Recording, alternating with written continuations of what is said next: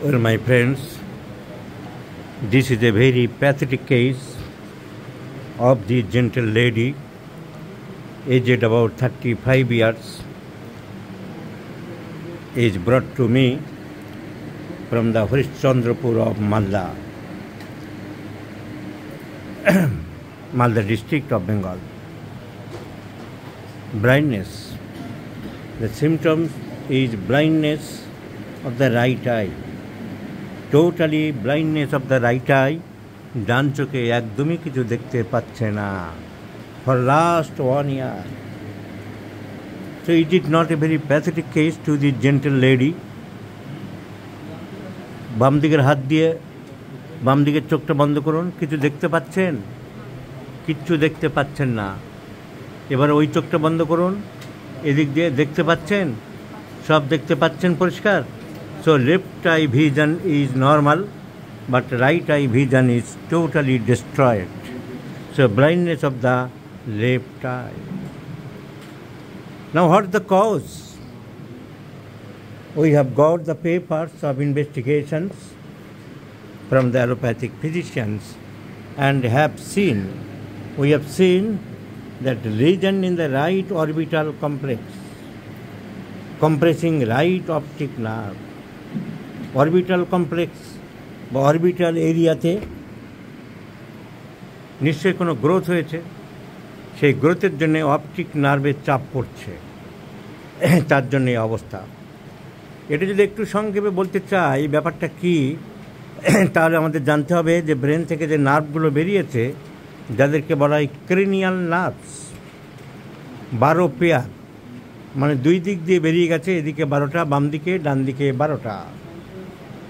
এই নার্ভগুলোর নাম হচ্ছে olfactory, optic, oculomotor, trochlear trigeminal abducent, facial, auditory, glossopharyngeal, vagus, accessory and hypoglossal.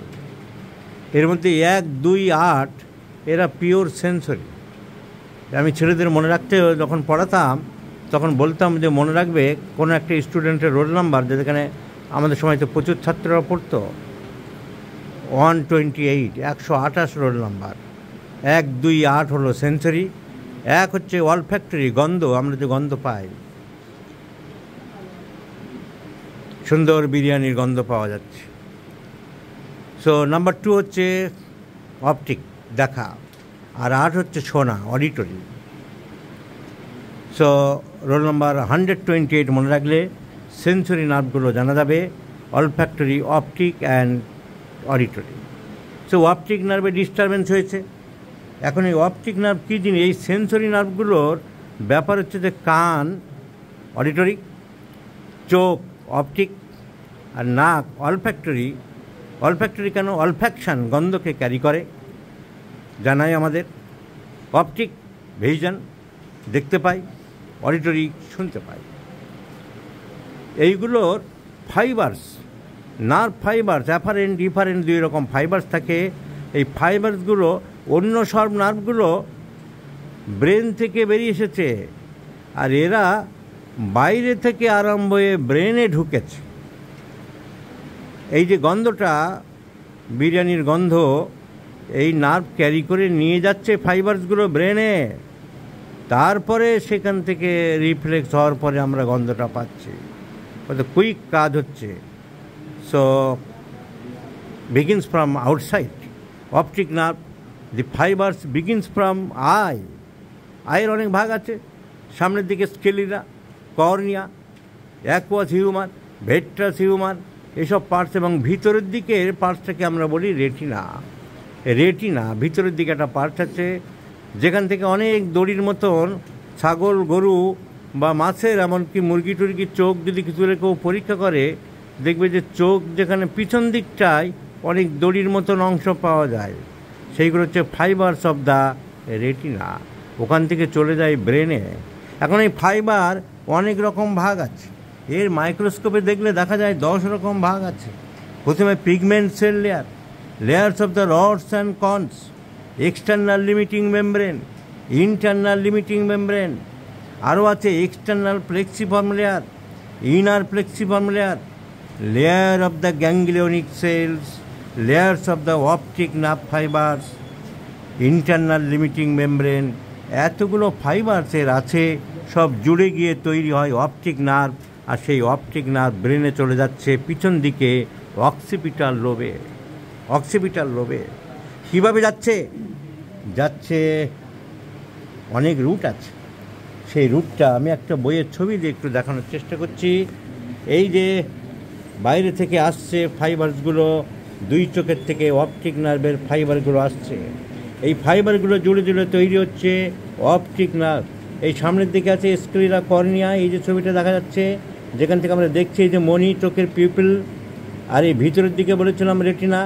এই যে অপটিক নার্ভ তৈরি হয়ে গেল দুই দিকেই, এই অপটিক নার্ভ চলে আসলো, এর একটা গুণচিহ্নের মতো হয়ে যায় ব্রেনে ঢোকার ওখানে, তাই বলা হয় অপটিক কাইজামা। একে বলা হয় অপটিক কাইজামা। লেফটের ব্রাঞ্চগুলো রাইটে চলে আসে, আর রাইটের ব্রাঞ্চগুলো চলে আসে। আমরা যারা কলকাতায় থাকি বা ঘোরাঘুরি করে, তারা শিয়ালদাহের ওই পূরবী সিনেমা হল ছিল যেখানে, ওই জায়গাটা দেখলে অপটিক কাইজামা যেন মনে পড়ে আমার। এদিক থেকে শিয়ালদার থেকে যাচ্ছে মির্জাপুর স্ট্রিট, আর এই শিয়ালদা স্টেশনের সামনে থেকে যাচ্ছে মহাত্মা গান্ধী রোড, যেটা পুরনো নাম হ্যারিসন রোড। ওই দুটো গিয়ে ওখানে গুণচিহ্ন হয়ে যায়, ঠিক পূর্বী সিনেমা হলের সামনে।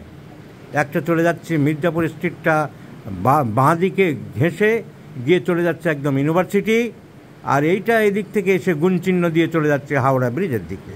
ওই হচ্ছে অপটিক কাইজামার সব থেকে প্রকৃষ্ট উদাহরণ। আমি যতবারই ওখানে যাই আর ততবারই অপটিক কাইজামা মনে পড়ে। তো এই গুণচিহ্ন অপটিক কাইজামা। এইবারে নার্ভ ঢুকে যাচ্ছে ব্রেনের মধ্যে, কি ডিটেল সেই অ্যানাটমি এখানে পড়াবো না। জেনিকুলেট বডির পাশ দিয়ে চলে যাবে, এই চলে আসবে অক্সিপিটাল লোবে।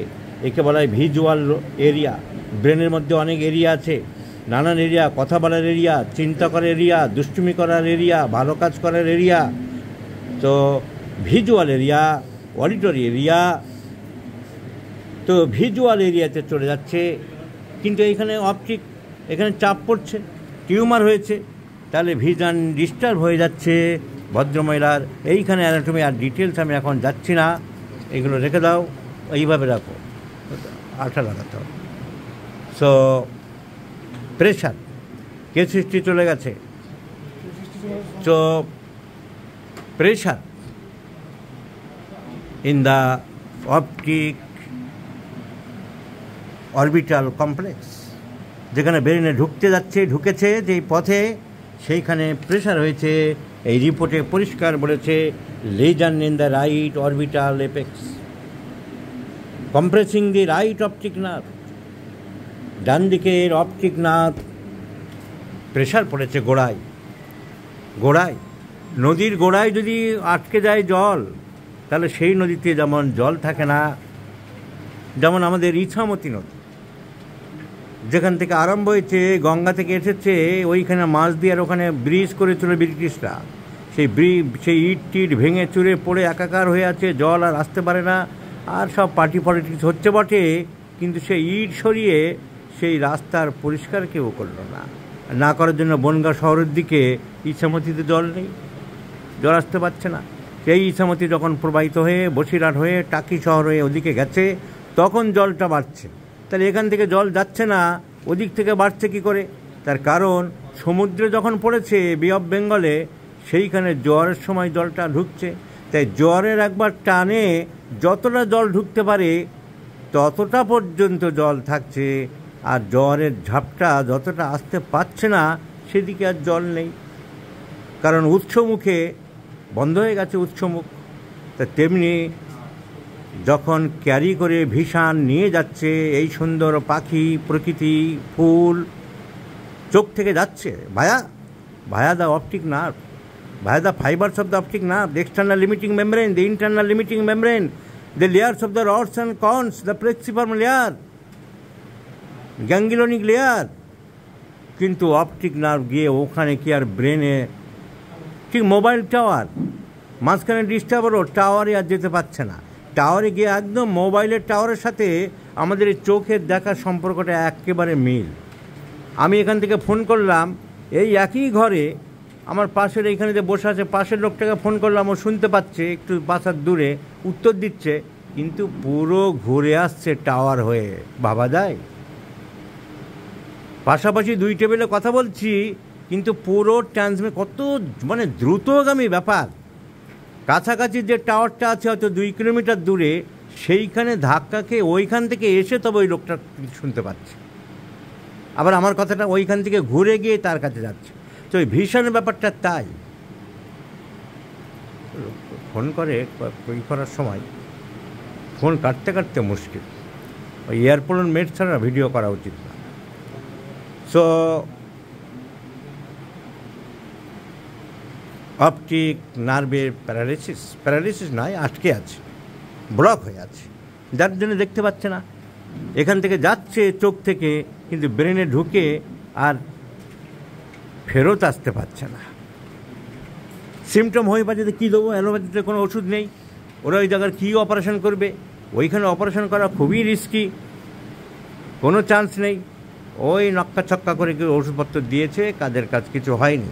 এখন হোমিওপ্যাথি আমরা চিন্তা করে দেখলাম যে এনার ওই ডান দিকের মাথা ব্যথাও আছে, ওই জন্যে রেফার পেন। চোখের অপটিক নার্ভের ওইখানটার জন্য পেন হচ্ছে মাথায় ডান দিকে, কিন্তু পেনের ক্যারেক্টার বার্নিং ক্যারেক্টার, জ্বালা করছে, ঠান্ডা জলে রিলিফ হচ্ছে, রিলিফ বাই কোল্ড অ্যাপ্লিকেশান, জ্বালা ঠান্ডা জলে রিলিফ হচ্ছে।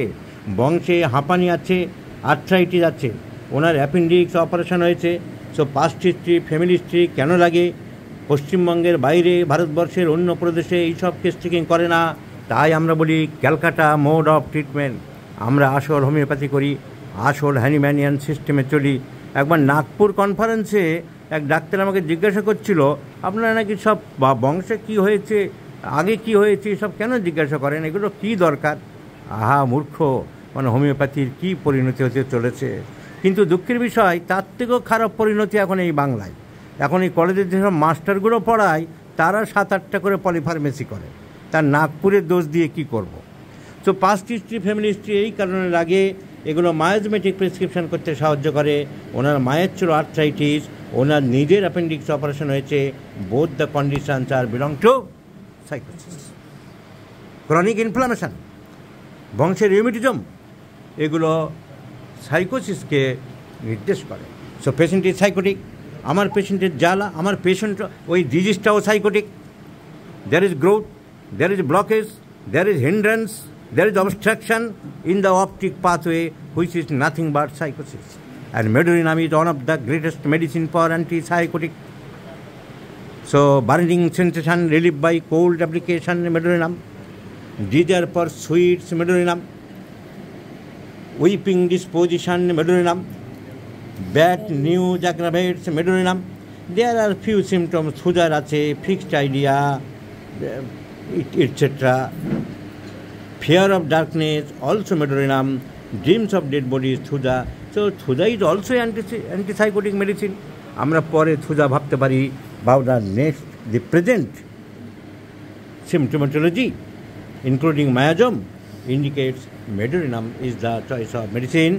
I do like to prescribe medullin on M4 doses with the direction twice in a day, followed by PTRS or placebo.